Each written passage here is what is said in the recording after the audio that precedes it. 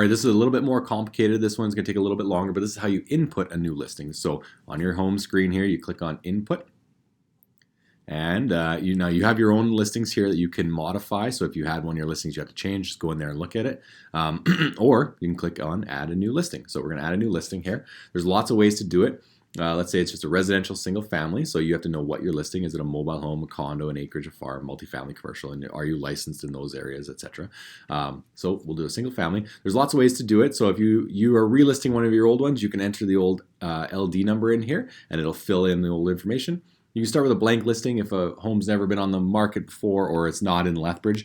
Then you typically start with a blank listing. But if you're going to do a Lethbridge one, you can fill from tax, which is a really nice thing to do. So we'll just do my house here, Vaster, whatever. So you can put in the address here and click search. And then it'll tell you here. So you always just look for the newest year, obviously. So 2018. We're just going to click fill. And that'll enter a lot of information, not all of it, but quite a bit. So here's the important thing.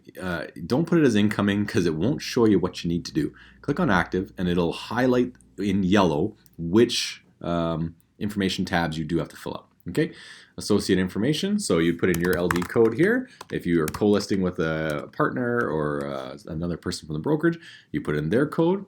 Then you just click refresh, and then it'll put your codes in there. That's pretty much what you'll have to do. This is pretty rare if you have to do this stuff, but you might have a co-listed person that you have to manually enter their information in.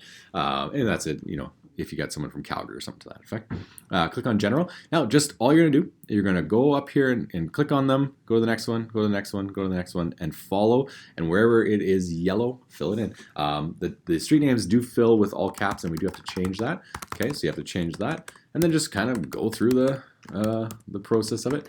I don't know, this postal code 4 5 or something like that. Now, if you don't have the link code, you can look for it. Now, it'll auto-populate, but if you go to your search, tax, type in the address, you can find the link code in there as well. Once you have the lot, block, and plan, you can geocode it, which is really nice, and it'll just drop it on the map. Now, if it looks like it puts it over here and it's in the wrong place, you can set your latitude and longitude manually, so you can just drag it and drop it where it is. So just so it's close enough, right? And just keep following it down. Property subtype, single family, what price do you want to sell it for, when your listing contract, not your listing contract, when your MLS agreement starts. So if you have a listing contract that's dated, May 1st, but you told them we're going to list it on May 16th, then just put May 16th in there. And then when does your listing contract expire? Oh, it's a 4-month one, so on September 16th. And just keep going. Is there a survey? Yes. When was the survey done? 2018. Cool. Seller's first name, so you go Justin Meyer, and you can go, whatever you want. Okay. Is there HOA fees? Typically not, so put no. HOA fee is different than a condo fee. We'll talk about that. Possession, keep going down this way, I guess. So typically we put in here there's a lockbox and there's a sign on the property. And if it is vacant, you can just put vacant, go direct. When do they want possession? Well, 30 or 45 days, but it's negotiable, right? So you can just fill this out, owner, occupant, etc. So I'm not going to go through it all, but you just kind of put in here. Now, commissions, let's say you're offering 2% of the final sales price. Just put it in there. Put it all in there. There's lots of room. Oops, another period. Price. And then you go plus GST if you want. Just make it really sure. If you just put in 2, people might not know. Is that $2? Is that 2%? Is that, 2 pillows, I don't know, whatever. So make sure you're putting in exactly what's in there that you're offering, not your full commission, just what you're offering to a buyer's agent. Where the tax is assessed, yes. What are the taxes? What is the assessed value? So play with this as you want. Now, these aren't mandatory, but it's really wise to have that kind of stuff in there. And then put in the square footage, whatever you want to put in here, you can just play with this. So do that.